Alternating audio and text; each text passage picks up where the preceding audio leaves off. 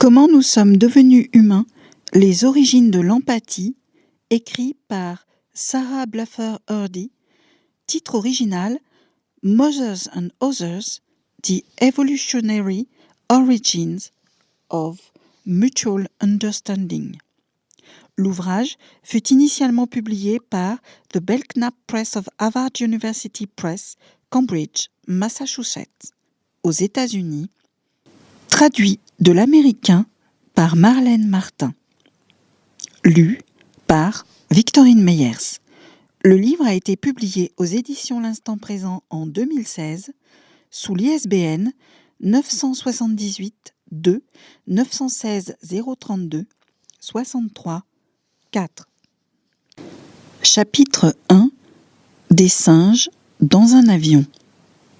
Citation d'Adam Smith, extrait de la théorie des sentiments moraux, 1759. Aussi égoïste que l'homme puisse être supposé, il y a évidemment certains principes dans sa nature qui le conduisent à s'intéresser à la fortune des autres.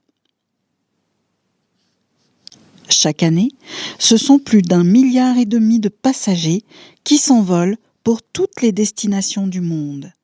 Patiemment, nous faisons la queue pour subir les contrôles de sécurité des aéroports et nous faire palper par un parfait inconnu. Toujours en file, nous pénétrons dans un cylindre d'aluminium où nous casons nos corps, tant bien que mal, dans d'étroits sièges, coude contre coude avec nos voisins, tentant de nous arranger les uns et les autres de la situation, et ce, aussi longtemps que dure le vol. Avec des hochements de tête et des sourires résignés, les passagers échangent des regards, puis cèdent le passage aux retardataires qui les repoussent au fond de leur fauteuil. Quand un jeune homme portant un sac à dos m'a heurté avec celui-ci en se tournant, alors qu'il s'efforçait de faire rentrer dans le compartiment à bagages au-dessus de nos têtes son attirail excédentaire, au lieu de grimacer ou de montrer les dents, j'ai souri faiblement et dissimulé mon irritation. La plupart des personnes à bord ne font pas attention au bébé qui pleure, du moins le prétendent-elles. Certaines d'entre nous sont même enclins à faire un signe de tête à la maman, accompagné d'un sourire en coin un peu désabusé, comme pour signifier « je sais ce que vous ressentez ». Nous voulons qu'elle sache que nous comprenons et que le dérangement qu'elle pense que son bébé cause n'est pas du tout aussi gênant qu'elle l'imagine. Alors même que nous devinons également que le jeune homme assis à côté d'elle, qui évite de la regarder et fixe obstinément l'écran de son ordinateur portable, est quant à lui aussi contrarié qu'elle le redoute. Ainsi, véritablement, chaque personne qui prend fréquemment l'avion recourt de façon régulière à des aptitudes singulièrement empathiques qui lui permettent de théoriser les états mentaux et les intentions des autres, ce talent de notre espèce pour la compréhension mutuelle. Les psychologues cognitivistes appellent théorie de l'esprit cette aptitude à penser à ce que les autres savent. Ils conçoivent d'ingénieuses expériences pour déterminer l'âge auquel les enfants d'humains acquièrent cette aptitude et le degré de compétence que peuvent atteindre les animaux non humains pour lire les pensées, ou plus précisément, pour attribuer des états mentaux aux autres. D'autres psychologues préfèrent le terme proche intersubjectivité qui met l'accent sur le désir pressant de partager les états mentaux et les expériences des autres et qui, chez les êtres humains du moins, apparaît à un stade très précoce du développement, fournissant les bases d'une lecture des pensées qui sera à un stade ultérieur plus sophistiqué. Quel que soit le nom que nous lui donnons, cet intérêt accru pour décrypter les visages et notre capacité à le faire, ainsi que notre quête perpétuelle pour comprendre les pensées et les intentions des autres, pour ressentir de l'empathie à leur égard et être attentif à leurs expériences et à leurs buts, aide à ce que les humains soient beaucoup plus performants pour coopérer avec les personnes de leur entourage que les autres espèces de singes. Bien plus souvent que n'importe lequel d'entre nous n'en a conscience, nous, humains, devinons intuitivement les expériences mentales des autres et, ce qui est ici intéressant, nous nous soucions de ce que les autres partagent aussi les nôtres. Imaginez deux voisines de siège dans notre avion, dont l'une se met à avoir une sévère migraine au cours du vol. Même si elle ne parle pas la même langue, sa nouvelle compagne va l'aider, peut-être en tenant un linge mouillé contre son front, tandis que la femme souffrante tentera de la rassurer en affirmant qu'elle se sent mieux. Les humains sont souvent très désireux de comprendre les autres, d'être compris et de coopérer. La scène d'avion décrite précédemment n'est qu'un exemple de la façon dont l'empathie et l'intersubjectivité interviennent couramment dans le jeu des interactions humaines. Cela se produit souvent que nous tenons pour acquis les arrangements qui en résultent.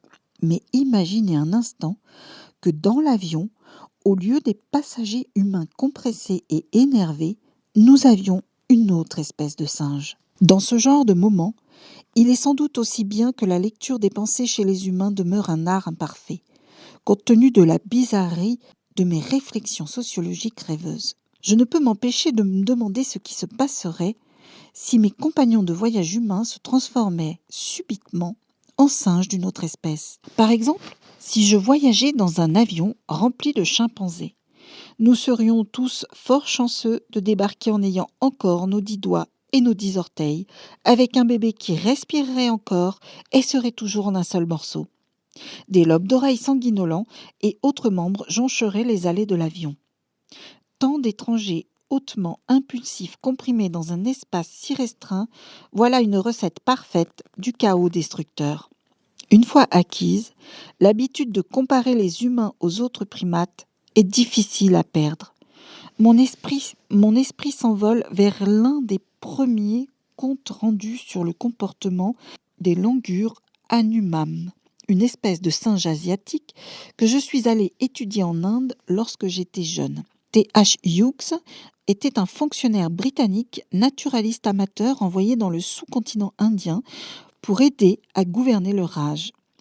En avril 1882, alors que nous campions à Singhpur, village du district de Sohagpur dans l'état du Reva, mon attention a été attirée par un attroupement bruyant de Hanumans, écrit Hughes. Pendant qu'il les observait, une bagarre entre deux mâles a éclaté. L'un, qui se déplaçait avec un groupe de femelles tandis que l'autre était probablement étranger à la petite troupe, je les vis avancer leurs bras et montrer les dents d'un air cruel. Puis soudain, la gorge de l'un des protagonistes fut déchirée, immédiatement béante, et il tomba au sol agonisant.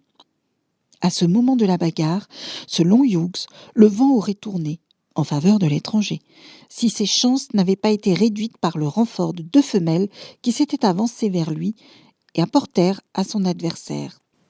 Ensemble, elles se précipitèrent sur lui, et bien qu'il se battît vaillamment, une des femelles parvint à empoigner la partie la plus sacrée de son anatomie, le dépossédant brutalement de son plus précieux appendice. Des descriptions de doigts manquants, d'oreilles arrachées et occasionnellement de castration abondent dans des rapports d'observation sur le terrain à propos des langurs, des singes colobes rouges, des lémuriens de Madagascar et même des grands singes qui sont nos proches parents. Même chez les bonobos, une espèce de chimpanzé dont le tempérament pacifique est célèbre et qui sont si rares et si difficiles d'accès dans la nature que la plupart des observations ont été faites dans les zoos, les vétérinaires sont parfois appelés à la suite d'altercations afin de recoudre un scrotum ou un pénis. Je ne veux pas dire que les humains ne font pas preuve de propensions similaires à la jalousie, l'indignation, la rage, la xénophobie ou la violence meurtrière. Mais comparativement à leurs proches parents parmi les singes, les humains sont plus habiles pour désamorcer les risques du chaos absolu. Notre premier mouvement nous conduit en général à nous entendre avec les autres. Nous n'attaquons pas automatiquement les étrangers et les meurtres en face à face sont bien moins acceptables pour les humains que pour les chimpanzés. Bien que 1,6 milliard de passagers prennent chaque année l'avion, se retrouvant entassés et malmenés, aucun cas de démembrement n'a encore été signalé. L'objectif de ce livre est d'expliquer les origines lointaines de la compréhension mutuelle, de l'élan spontané à donner, de la capacité à lire les pensées des pairs et des autres tendances hypersociales qui rendent cela possible.